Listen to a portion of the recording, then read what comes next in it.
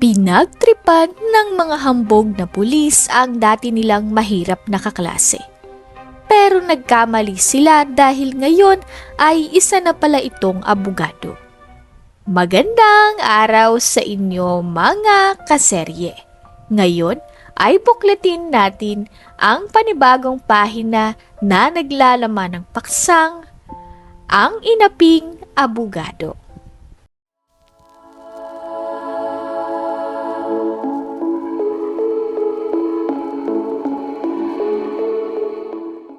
Si Richard ay isang binatang may mataas na pangarap sa buhay.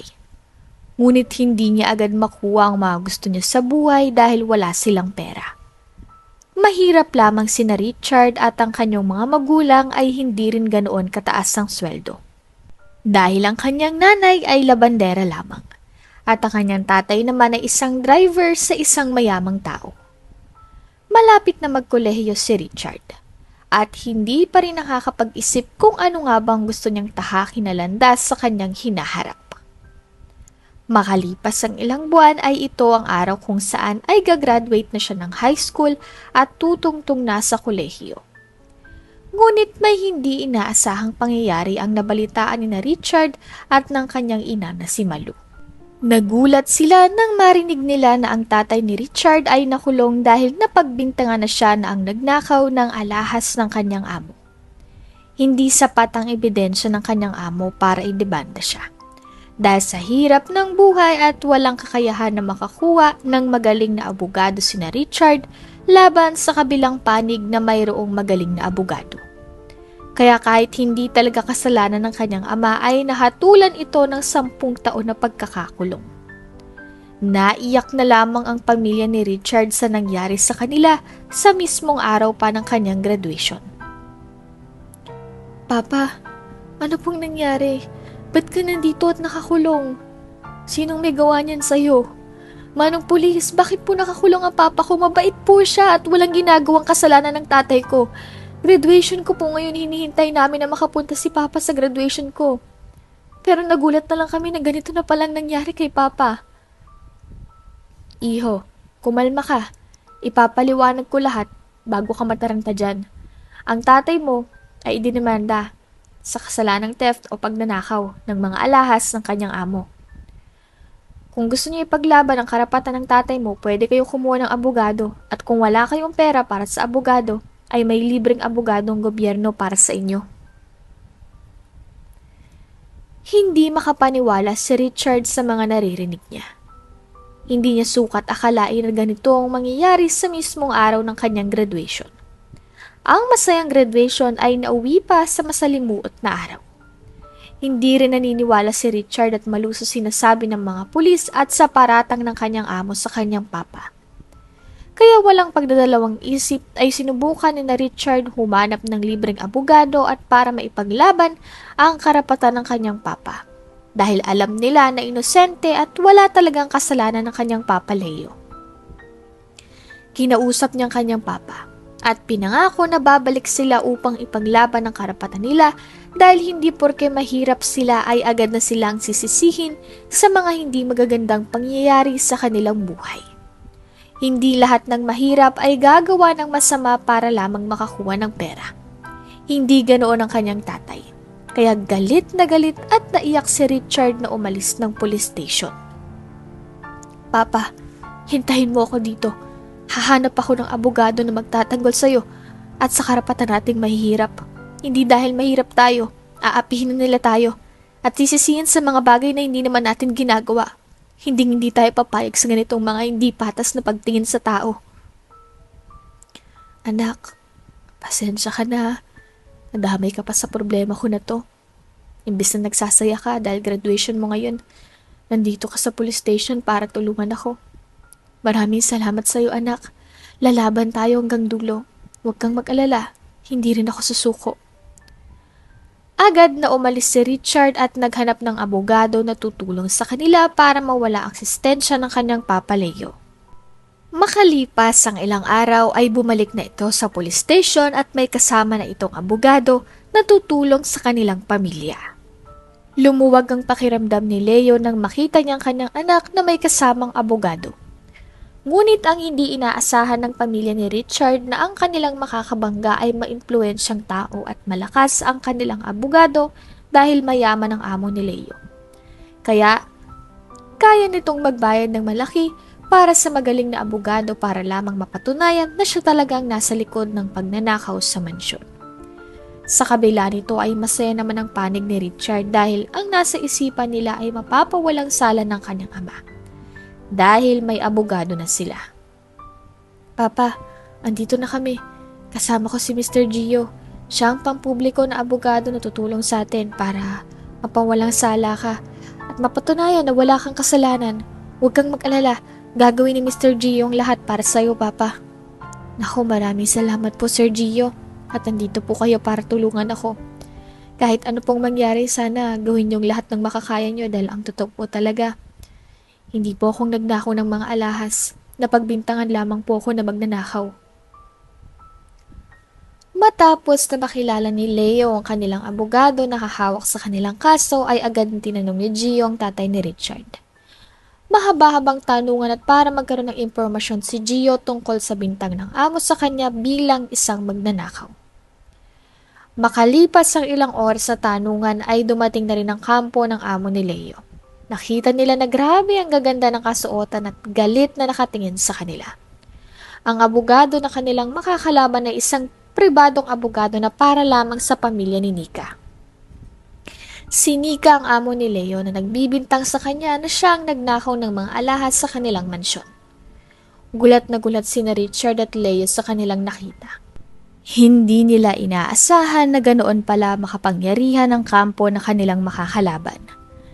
Nang hina ang loob ni Leo at tila ba nawala ng pag-asa na maipanalo at mapawalang sala siya. Sa kabilang banda ay hindi nawala ng pag-asa si Richard na maipanalo ang laban nila kontra kina Nika. Nagrabe ang kapangyarihan at lakas ng abogado na nakuha nila. Agad na pinalakas ni Richard ang loob ng kanyang papa dahil alam naman nila na wala naman talagang kasalanan si Leo. Anak, andyan na si Ma'am Nika kasamang abogado niya rin ata. Tila mukhang malakas at makapangyarihan ng kanilang panig. Kaya ba nating mapaglaban ang karapatan ko? Baka kayang-kaya nilang baliktarin ng batas dahil mas mapera sila at mayaman kaysa sa atin. Papa, huwag ka pong mag-isip ng ganyan. Kahit pa mayaman sila at mapera, lalabas pa rin ang katarungan at magkakapantay-pantay sa batas dahil walang mahirap o mayaman kapag batas na ang pumapagitan dito. Kaya Papa, gagawin natin ang lahat para lang mapawalang sala ka at makalaya ka dyan.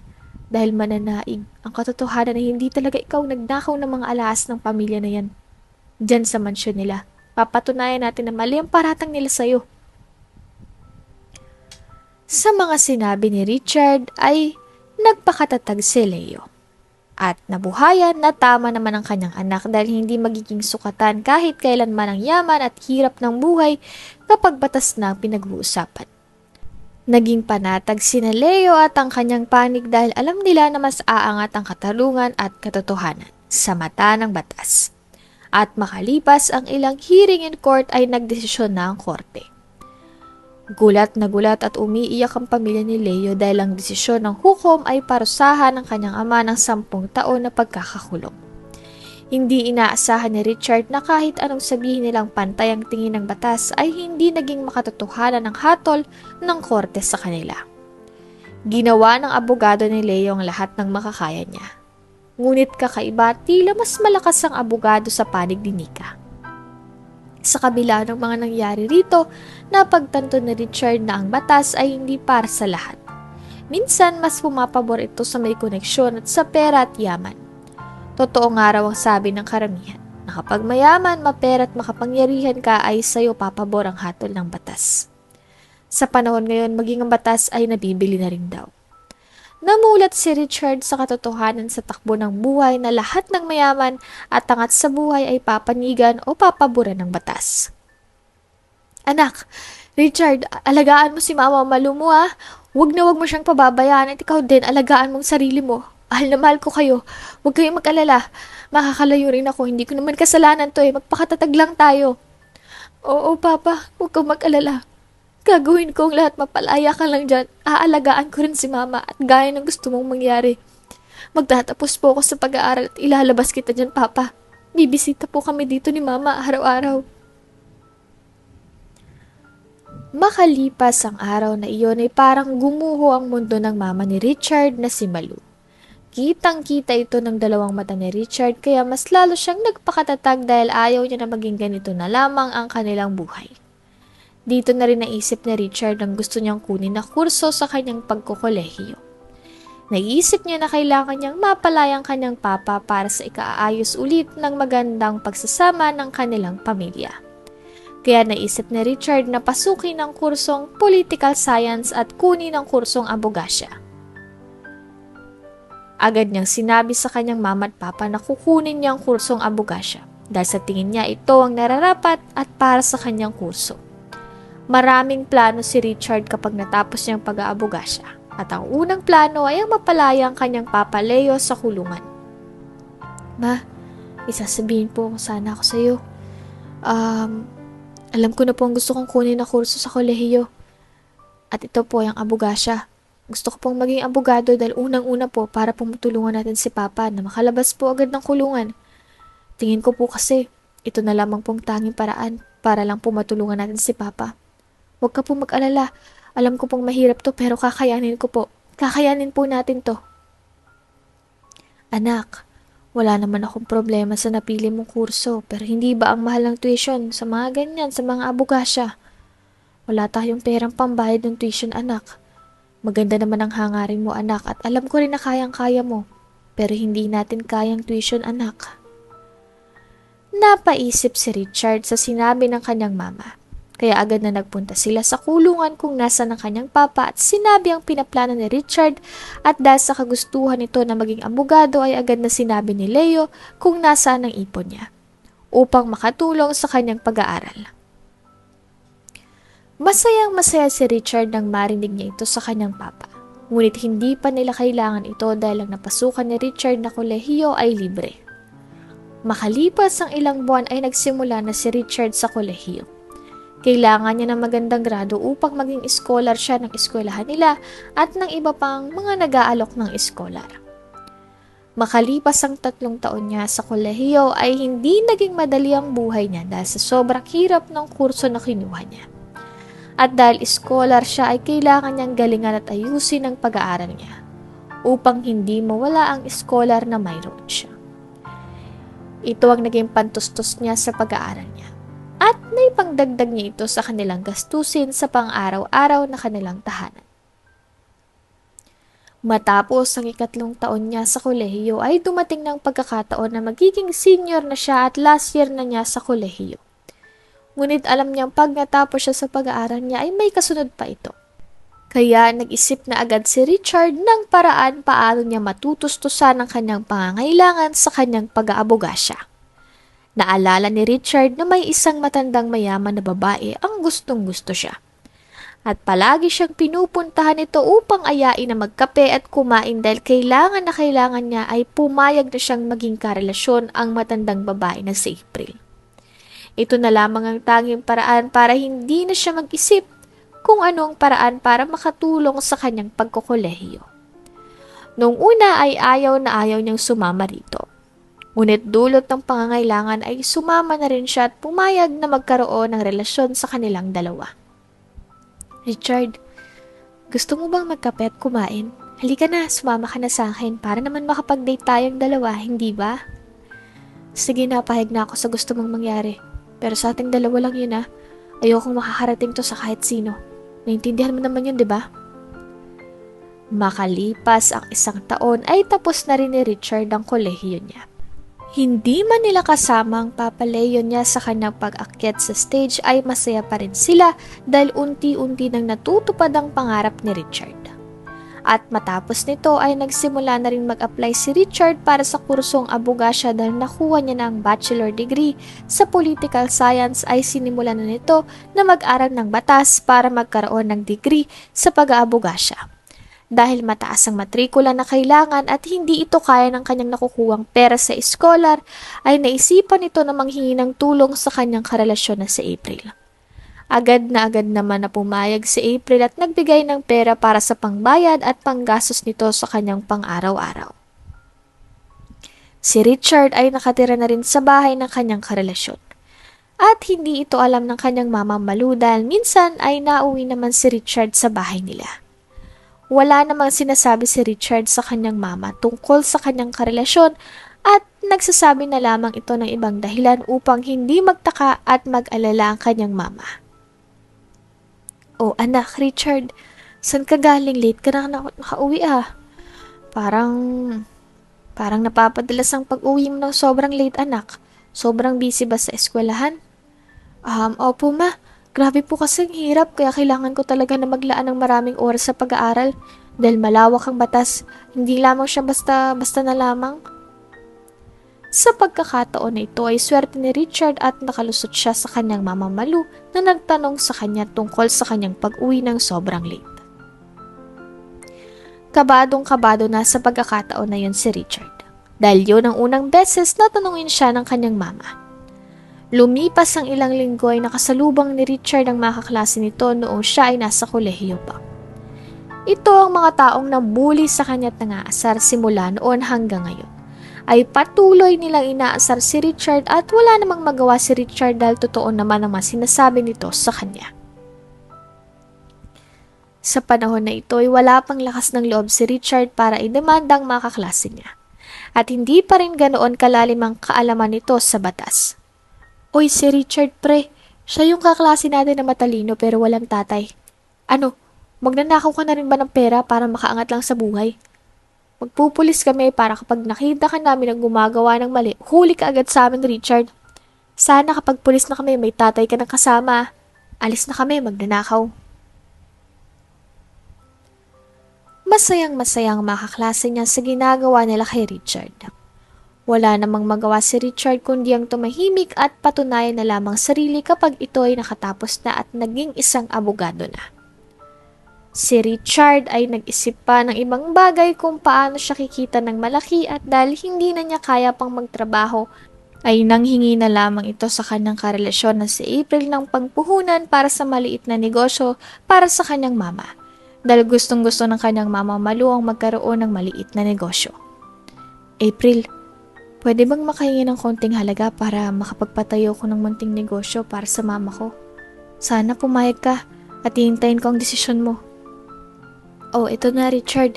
Bigay mo to sa mama mo para makapagsimula na siya ng maliit na negosyo para sa kinabukasan at para rin merong mapag-abalahan ng mama Malu mo sa kanilang bahay." Makalipas ang ilang buwan ay patuloy pa rin ang pang-araw-araw na pagdalaw ni Richard sa kanyang papa Leo. At nag-usap sila sa mga pangyayari sa buhay ni Richard sa kung gaano nakalapit makalaya ang kanyang papa sa kulungan. Miss na ni Leo ang kanyang asawa at lalo ng kanyang anak. Ngunit walang magawa si Leo kung hindi ang maghintay ng tamang panahon para makalabas at makaalis sa presinto. Makalipas ang ilang araw ay may nagpunta na ibang tao sa presinto. At ito ay ang mga kaklase ni Richard noong kolehiyo pa lamang sila. Ngunit wala na si Richard noong pagkakataon niyon, kaya hindi nagtagpo ang mga ito.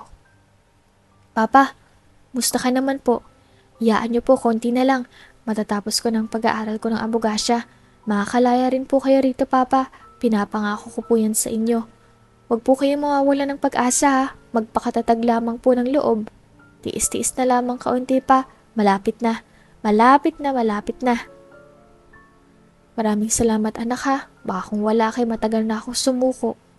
Kaya sobrang nagpapasalamat ako at nagkaroon ako ng anak na tulad mo. Okay lang ako at magpapakatatag sa buhay. Kaya huwag kayong mag-aalala ha." Si Richard ay bumalik na sa kanyang karelasyon na si April. At masayang-masaya si April dahil akala niya hindi na babalik si Richard dahil ang tagal nitong nawala sa buhay nila. At hindi rin nagtitext at tumatawag kay April. Ang dalawang magkarelasyon ay tumagal na ng 5 taon.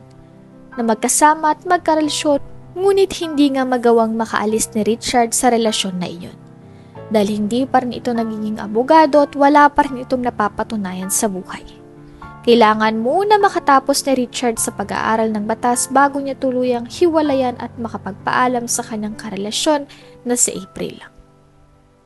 Richard, buti bumalik ka. Miss na kita. Payakap nga ako.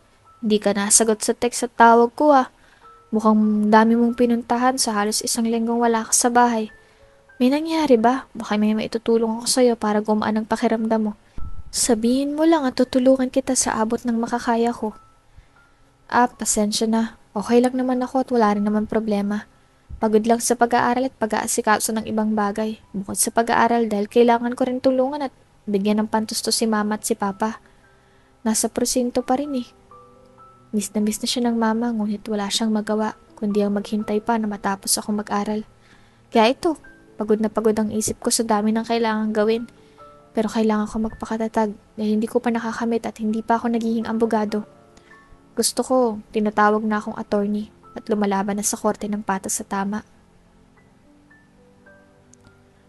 Makalipas ang ilang buwan ay balik pag-aaral na naman si Richard ng mga batas at 1 taon na lamang ay matatapos na niya ang kanyang pag-aaral at gagraduate na sa kursong abogasya at magiging isang abogado na. Hirap na hirap si Richard sa taon na ito dahil puno ng iba't ibang batas at mga artikulo ang kailangan niyang kabisaduhin at intindihin. Dahil ang kanilang professor ay mahigpit at walang sinasanto na kahit sino. Kapag hindi niya nakuha ang tamang sagot na gusto niya makuha ay paniguradong bagsak ka na agad. Sa pagkakataon na ito ay araw-gabi si Leo na nag-aaral. Minsan nga ay wala na itong oras sa pagkain at pagligo dahil sa dami nitong ginagawa. Kaya pinaaalalahanan ng kanyang karelasyon na si April si Richard na huwag magpabaya ng sarili dahil ang tamang paraan para makuha mo ang pangarap mo ay ang maging malusog at maayos na kalusugan dahil kapag nagkasakit ka ay lalo mong hindi matutupad ang pangarap na gusto mong makamtan. Mamaya na po ako kakain at maliligo. Marami pa kasi akong kailangan na gawin at tapusin eh. Hirap kasi nito, kailangan ko pagtuunan ng atensyon. Kakain din naman po ako kapag natapos ko na to. Mauna ka na muna April, baka kung anong oras na rin ako makakain eh. Okay, pero Richard, hindi mo dapat ginagawa ang ganyan. Dahil mas importante pa rin ang pagkakaroon ng sapat na pagkain. Dahil kapag nagkasakit ka, hindi ka na makakapag-aral ng ganyan at baka matagalan ka pa lalo na makamit ang pangarap mo. Normal ang maraming ginagawa, pero hindi normal ang hindi pagkain sa tamang oras ha. Kumain ka kapag nagugutom ka na ha, huwag kang papalipas ng gutom. Sige po, maraming salamat sa paalala mo at sa pag-aalaga mo sa akin. Sasabay na rin ako kumain. I-save ko lang itong mga ginawa ko para tatapusin ko na lang mamaya kapag tapos na tayong kumain. At kapag nakapag-ayos na ako ng sarili ko. Laking pasasalamat ni Richard dahil may isang April ang nag-aalala at nagpapaalala sa kanya ng mga kailangan niyang gawin. Hindi lamang pinansyal ang naitutulong ni April sa kanya, kung hindi pati na rin ang mga praktikal na bagay na ginagawa sa araw-araw na pamumuhay. Pinagsisilbihan niya halos si Richard dahil mahal na mahal niya ito at ayaw niya na nga na mawala ito. Masayang nakain ng dalawang magkarelasyon nang may nag-doorbell sa kanilang bakuran. Nagulat ang dalawa dahil pareho naman silang walang bisita, ngunit ang hindi inaasahan ni Richard ay may isang kapitbahay lamang pala ito na makikisuyo na kung pwedeng makahingi sila ng papaya at malunggay sa kanilang bakuran. Kinuha na lamang ni Richard ang hinihingi ng kapitbahay nila. Dahil hindi pwedeng papasukin ng mga ito dahil sa malalaking aso na nakapantay sa bakuran ni na Richard. Nagtawa na ng dalawang magkarelasyon dahil ang akala nila ay bisita silang dalawa at nagtuturoan pa kung sino magbubukas sa tangi, kapitbahay lang pala nila ito. Hala, sino yung nagdo-doorbell? May bisita ka April? Tuloy-tuloy ang doorbell eh. Parang nagmamadali pa ata. Wala rin naman akong bisita kaya sino naman ang magdo-doorbell sa labas? Wala rin akong bisita be. Tapos wala ka ring bisita. Baka ibang tao yan ah. Tingnan mo nga sa bintana. Kausapin mo sa doorbell natin. Tanungin mo kung sino siya. Mamaya kung sino yan mahirap na. Mabuti ng ligtas at sigurado. Magandang gabi po. Kapitbahay niyo po ako. Gusto ko lamang pong makahingi ng papaya at malunggay sa bakuran niyo. Nagbabakasakali lamang po na mabigyan niyo.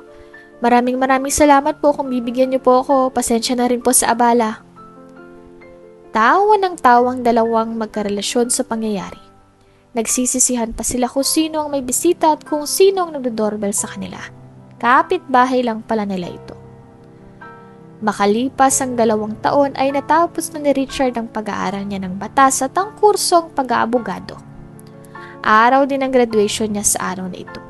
At nakiusap sa kanyang karelasyon kung pwede ba ng kanyang mamang umattend sa kanyang graduation.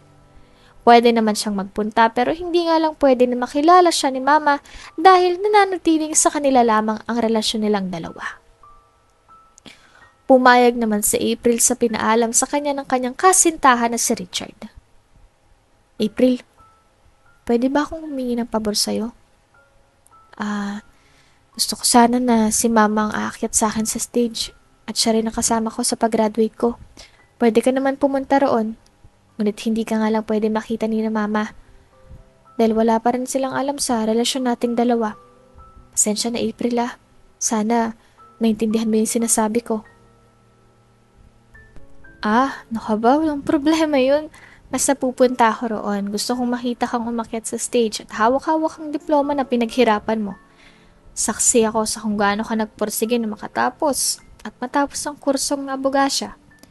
Kahit paminsan ay nakakalimot na kumain para lang matapos ang mga ginagawa. Congratulations, Richard. I'm so proud of you and you deserve all the praise.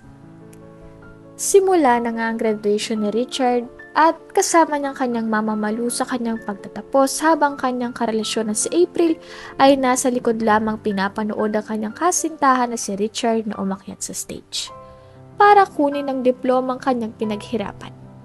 Naiiyak si April dahil alam niyang hirap na pinagdaanan ni Richard bago makamit ang tunay na tagumpay. Malayo pang lalakbay ni Richard. Pero malayo na siya at ang pag-aabogado na ang kanyang sunod na tatahakin. Habang umakyat si Richard ay naluluhari ito maging kanyang mama dahil hindi nila inaasahan na matatapos na Richard ang kursong abogado at matutustusan niya kanyang sarili para makapagtapos ito sa pag-aaral. Sa tagal na panahon na hinintay nila ay nakagraduate na rin siya at konting panahon na lamang ay maipaglalaban niya na muli ang kanyang ama sa korte. Grabe, nakakatuwa na makita ang anak ko na tutungtong na sa stage at kukunin ng diplomang matagal na niyang gustong makamit. Sobrang hirap ng pag-aaral ng batas. Buti na lang, may pagtsatsaga at sipag ang anak ko para tapusin ang kursong to. Konti na lang makakasama na muli natin ang papalayo mo anak. Konting-konti na lang. Nakakatuwa na makita ang kasintahan mo na makuha ng kanyang diploma.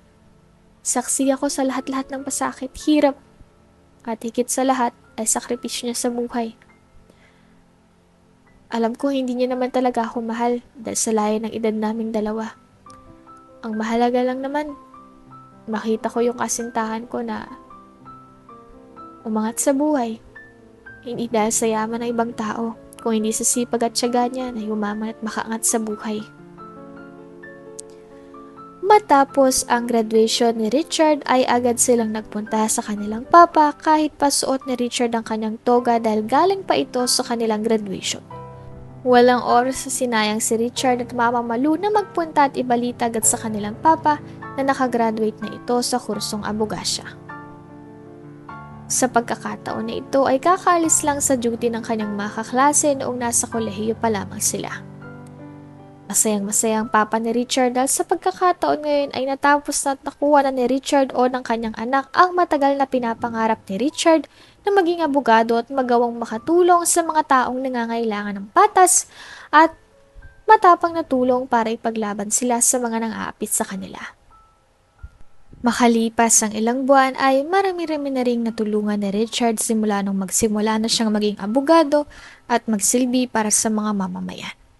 Nakakaipon na rin si Richard at natutulungan niya ng kanyang mama Malu.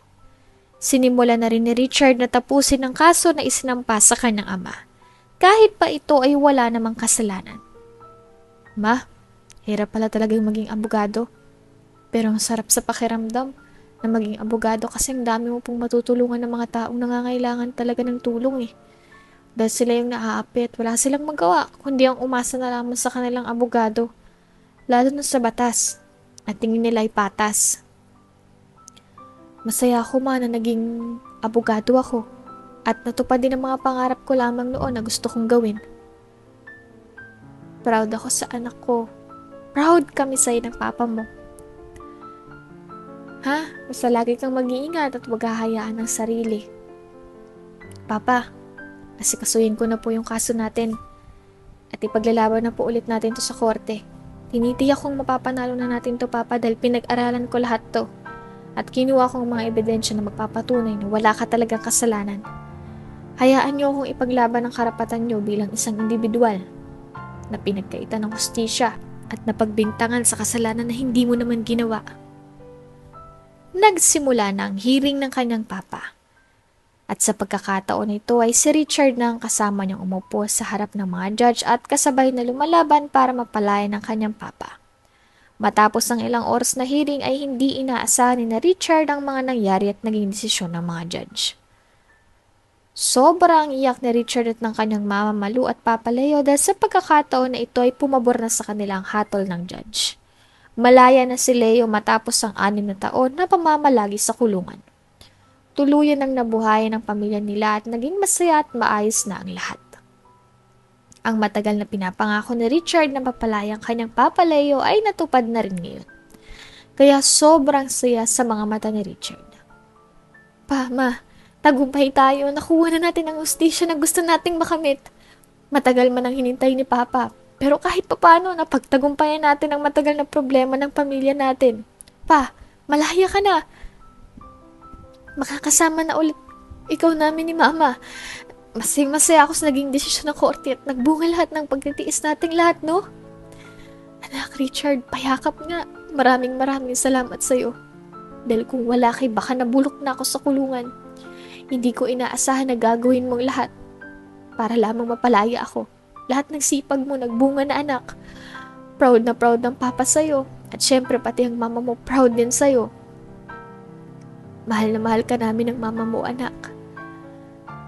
Matapos ang hearing ng kanyang papa at sa tagumpay na kanilang nakamtan ay nagpunta na ito sa kanyang karelasyon na si April upang magbigay ng iba't ibang uri ng pasalubong ng mga damit at pagkain dahil si Richard ay magpapaalam na sa kanyang karelasyon na si April. Sinabi niya rin ang lahat kay April, pati ang matagumpay na hearing ng kanyang papa at ang paglaya nito.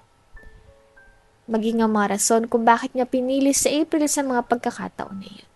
Hindi naman lubos na nasaktan si April dahil alam naman niya na hindi naman talaga siya mahal ni Richard. Pero ang mahalaga kay April ay nakasama niya sa matagal na panahon ng kanyang mahal na si Richard at nakita niya rin na unti-unti nang umaangat si Richard sa buhay. At nakakamit na ang mga pinapangarap niya noon. April, ito pala yung mga pasalubong ko sa'yo. Mga damit dyan at mga paborito mong mga pagkain. Isa pa pala, April, may gusto sana akong sabihin sa'yo. Magpapaalam na pala ako sa'yo. Alis na ako at makikipaghiwalay na sa'yo. Maraming salamat sa lahat-lahat ng tulong mo sa akin. Kung hindi dahil sa'yo, baka wala ako rito sa kinalalagyan ko ngayon. Hindi kita kakalimutan, April. Babalik ako rito ng buwanan para kamustahin ka. Gusto ko rin pala sabihin sa'yo na ikaw lang isang tao na tumulong sa akin para makamit ang mga pangarap ko. Kahit alam mo na hindi kita minahal ng sobra ay wala akong narinig na kahit ano sa'yo kung hindi suporta lang. Kaya maraming salamat sa lahat, April. Pupunta ako rito ng buwanan. Sana welcome pa rin ako rito kahit papaano. Walang problema, Richard.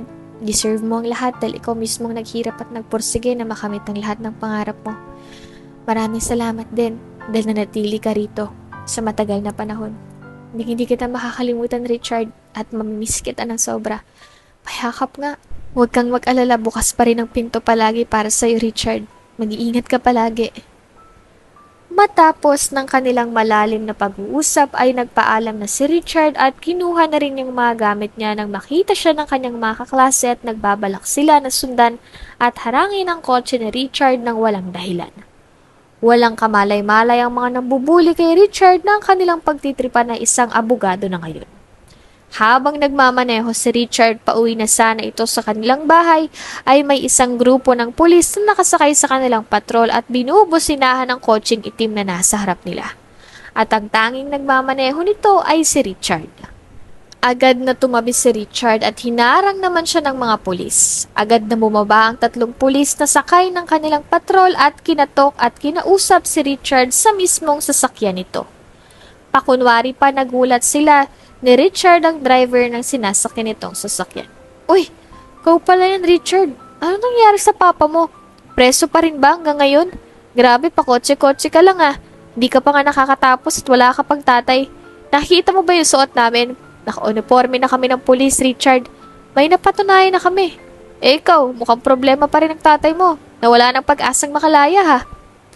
Ano na Richard? Miss ka namin na. Hindi mo ba kami na-miss?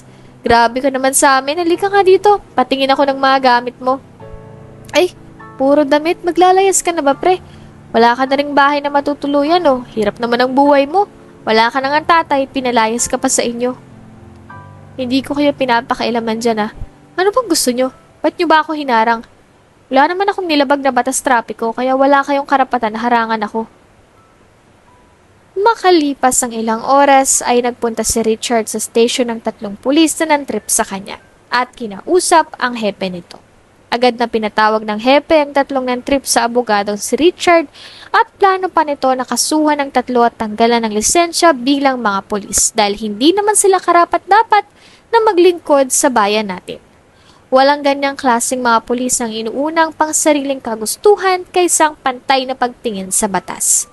Ginagawa lamang nilang laro at hindi seryoso sa serbisyong 3 kaya gusto ni Richard na matanggalan ng trabaho at lisensyang 3. Sir, pinapatawag niyo raw po kami. Bakit po? May problema po ba sir? Oh, nandito ka pala Richard. Nag-report ka ba kay sir? Patawa ka naman. Wala naman kaming ginagawa sa yung masama. Sir, wag po kayong maniwala sa mga sinasabi nito. Nagsisinungaling lamang po yan. Hindi ba mga pre? Oo sir, nagsisinungaling lang naman yan eh. Wala naman po yung pinag-aralan eh. Hindi nga po nakatapos yan. Tingnan nyo po, wala rin yung profesyon ngayon. Kaya wag po kayong maniniwala sa kanya. Patuloy sa pagpapaliwanag ng kanya-kanyang saloobin ng 3 pulis na nantrip kay Richard. Hanggang sa ilabas ni Richard ang kanyang ID at pinakita sa kanilang hepe. Kasama nito ang tape, video at record ng mga 3 pulis at isa pa ay gusto rin niya na makuha ang video ng dash camera ng sasakyan sa oras ng pangyayari. Gulat na gulat ang 3 maging ang hepe matapos na makita nilang ID ni Richard na isa pala itong matinik na abogado at may mataas na tungkulin bilang isang abogado. Walang kalaban-laban ng 3 dahil lahat ng ebidensya ay mayroon si Richard. Hindi gaya ng opinyon ng 3 na walang katotohanan. Matapos na magreklamo ni Richard ay pinatanggal na agad ng hepe ng station ang 3 gumawa nito kay Richard. Walang magawa ang 3 kundi ang lumuhod at magmakaawa kay Richard na bawiin ang reklamo at hindi na sila uulit sa kanilang ginawa. Hindi naman inurong ni Richard ang kanyang kaso sa 3 at dahil ayaw ni Richard ng mapagsamantala sa kapangyarihan lalo na kapag ikaw ay naglilingkod para sa bayan. Ang dapat sa mga naglilingkod sa bayan ay marespeto at marunong sumunod at hindi mapagsamantala sa kahinaan ng mga mamamayan. Richard, boss, patawarin mo na po kami. Pangako namin na hindi na kami uulit pa. Magbabago na kami. Patawarin niyo lang kami. Hindi naman namin alam na abogado ka pala. Ang akala namin normal na tao ka lang. Ah, ganon. Kapag normal na tao, pagsasamantalahan niyo pa rin at aapihin. Hindi ko iurong at hindi ko rin kayo patatawarin. Manigas kayo dyan na walang lisensya at maging ordinaryong tao. Mapagsamantala kayo sa kapangyarihan. Kaya hindi kayo karapat-dapat na maging ehemplo sa kahit na sino. Hindi rin kayo nababagay na magsilbi sa bayan, mga walang modo at respeto. Hindi na pinatawad ni Richard ang 3 pulis at tuluyan nang nawalan ng trabaho ang 3. Masayang umuwi si Richard sa kanilang bahay at masayang-masaya na ulit silang magkakasama ng kanilang pamilya. Buo na at walang kahit anong malalim na problema ang mayroon sila. Sa mga nakalipas na panahon ay patuloy na naging matinik si Richard na abogado, na sinusunod ng patas at makatao ang batas. Sa sipag at tiyaga ni Richard ay walang imposibleng hindi makamit. Lahat ng bagay ay kayang makamit basta ang puso mo at isipan ay handa rin na sumabak sa kahit anong pagsubok at problema. Kaya kailangan mong maging malakas at matatag ang loob dahil walang pangarap ang isang pitik lamang. ay makakamit mo na agad. Gaya ni Richard. Hindi niya ginusto sa unang pagiging abogado. Pero dahil sa kagustuhan niya na mapalaya ang kanyang papa at makuha ang hustisya na dapat sa kanila ay sumugal si Richard sa lahat ng pwedeng gawin para lamang makatapos at maging isang abogado. Ang panlalait ng tao ay hindi dapat ginagawa, kahit pa ito ay walang pinag-aralan o may napatunayan na. Kapag ikaw ay alagad ng batas, ay dapat kang maging pantay at marespetong pinatutunguhan ng mga simpleng mamamayan.